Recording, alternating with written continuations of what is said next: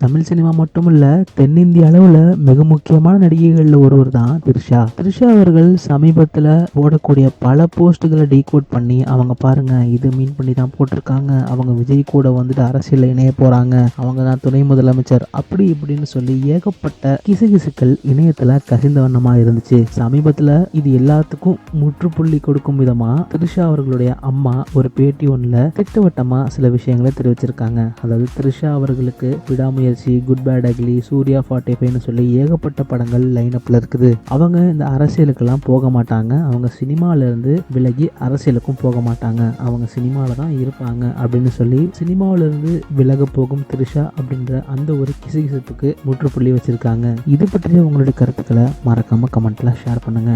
இது ஒரு புறம் இருக்க, சமந்தா அவர்கள் தொடர்ச்சியா பாத்தீங்கன்னா தமிழ் படங்களை விட்டு நிறைய பாலிவுட் படங்கள், தெலுங்கு படங்கள்ல நடிச்சிட்டு இருக்காங்க.